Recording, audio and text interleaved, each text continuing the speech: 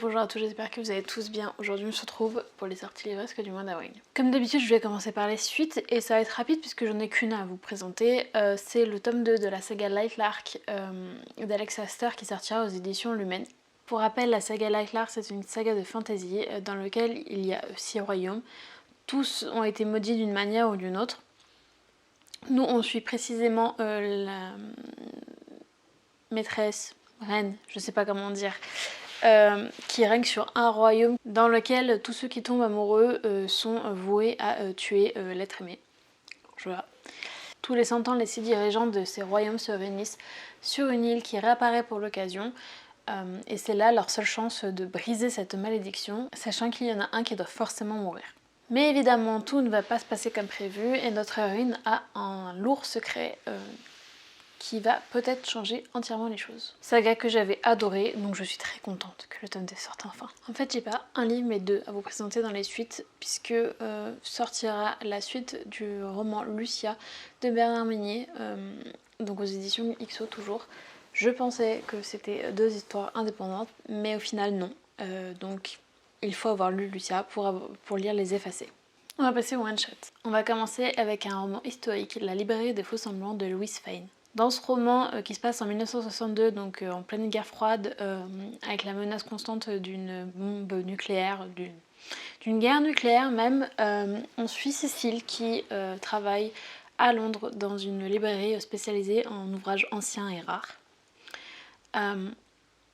Son avenir semble tout tracé jusqu'au jour où elle va rencontrer un bel américain dont elle va tomber amoureuse. Mais tout va vaciller lorsque Cécile, va apprendre des secrets familiaux qui vont faire en sorte qu'elle va se retrouver en plein milieu de la guerre froide. En fait, apparemment, elle peut tout faire basculer. Elle se retrouve sans repère, elle ne peut compter que sur son bel américain, sauf que en pleine guerre froide à cette époque, on ne sait pas trop à qui on peut faire confiance. Et est-ce qu'elle peut réellement faire confiance en américain? Rien n'est moins sûr.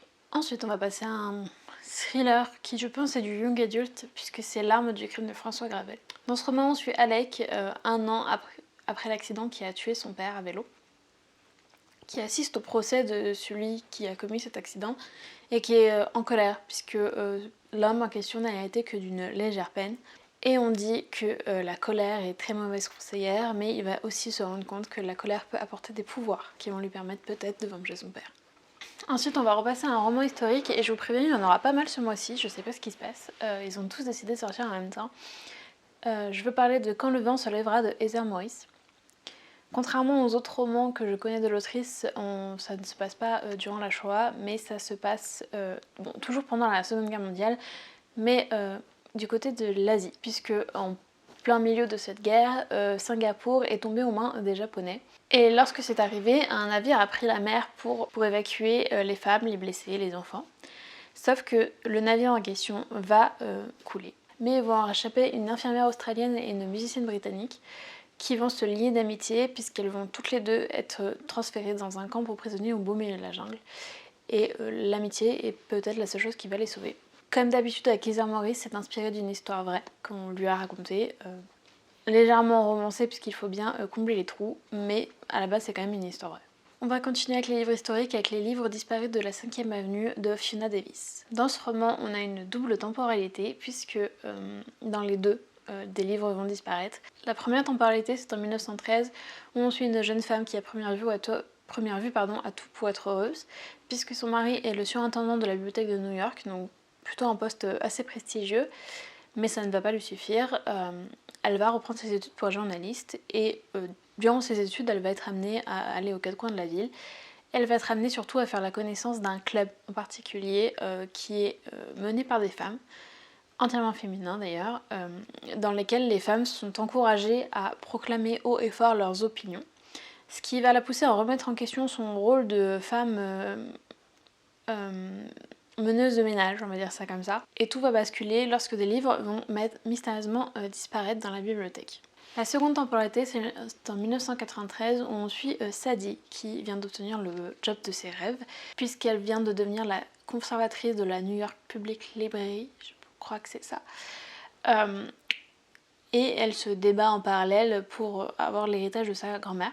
Et pour elle aussi, tout va basculer lorsque des livres rares vont commencer à disparaître de l'exposition qu'elle commence à préparer. Évidemment, dans l'espoir de sauver sa carrière et l'exposition, elle va tout faire pour les retrouver en s'associant à un détective, quelque chose comme ça. Sauf que lors de son enquête, elle va remuer un peu son histoire familiale et découvrir de lourds secrets. Ensuite, on reste avec les romans dans le passé avec Apocalypse America de Jean-Christophe Porte. Dans ce roman, on est en août 1944, juste après la libération de Paris, où on suit Lizzie quelque chose, qui a une seule mission, retrouver le physicien Joliot-Curie qui serait à l'origine des découvertes sur les fissions nucléaires. Puisque Lizzie appartient aux Alliés et les Alliés ont peur que durant la guerre, ce physicien se soit allié aux Allemands, aux savants allemands pour allier leurs connaissances et ainsi donner aux Allemands tout ce qu'il leur faut pour renverser le cours de la guerre. Évidemment, tout ne va pas être si facile, va s'ensuivre une course-poursuite effrénée à la recherche du secret le mieux gardé du Reich. On va faire une pause avec les romans historiques et avec un petit roman jeunesse qui n'est pas sans rappeler l'univers de Tim Burton, puisque dans celui-ci, à la mort de leur père, 3 orphelins du coup vont être séparés. On va suivre Lise qui est envoyée dans un orphelinat où l'on forme les enfants à l'art de la dentelle. Mais elle se sent tout le temps observée. Et elle se dit qu'il y a peut-être quelque chose qui cloche. En plus de ça, le petit Tom, son petit frère, a été soudainement adopté par une comtesse très riche. Et elle a l'impression que la soie qu'elle doit utiliser pour une robe qu'on lui demande de faire est très étrange. Parce que très douce, très brillante, mais grise comme des tôles d'araignée. Donc elle se demande si tout n'est pas tissé d'avance au final. Ensuite on change encore de registre avec Pour qu'elle revienne de Cynthia Kafka. Dans ce roman on suit Margot qui est persuadée d'avoir reconnu le regard de sa mère qu'elle n'a pas revue depuis 15 ans puisque cette dernière les a abandonnés, elle, son père et sa sœur. Sauf que elle a reconnu ce regard quand elle regardait un reportage sur la Corse. Et évidemment elle n'est pas en Corse. Et son meilleur ami va la convaincre de tout faire pour retrouver cette mère en allant justement en Corse.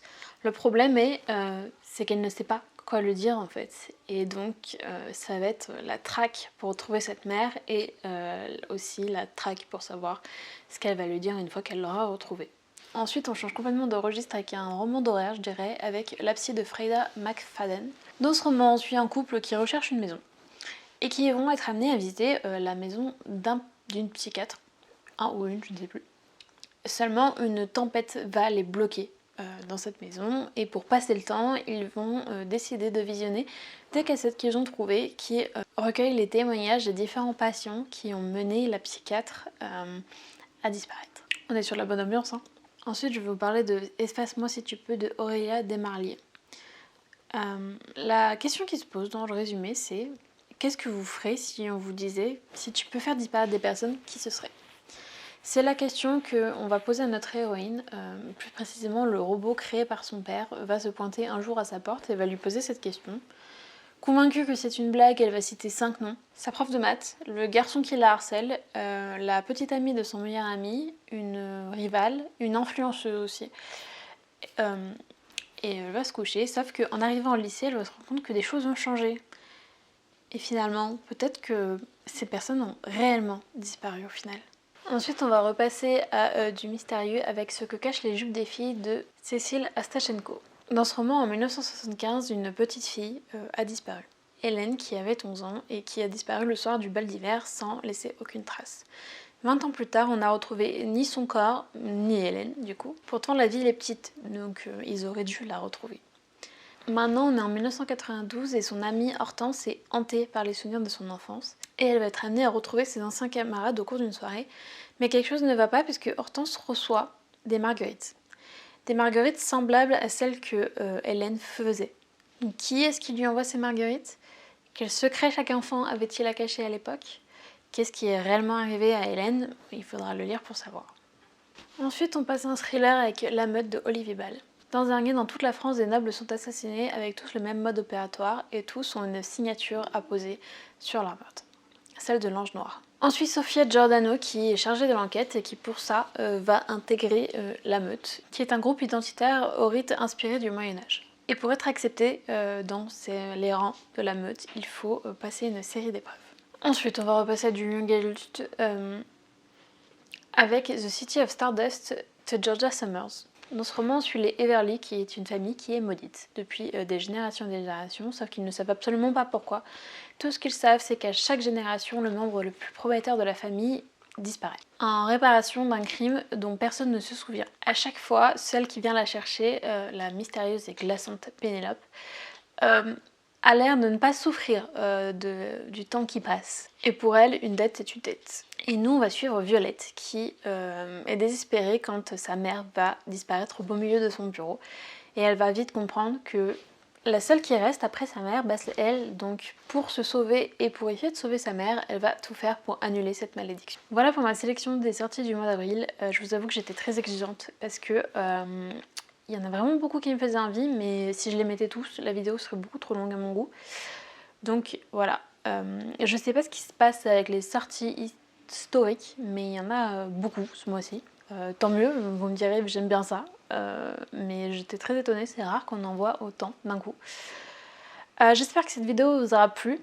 N'hésitez pas à vous abonner, comme toujours ça soutient la chaîne. N'hésitez pas à liker cette vidéo et à commenter le livre que vous attendez le plus au mois d'avril. Et moi je vous souhaite de très bonnes lectures en attendant la prochaine vidéo.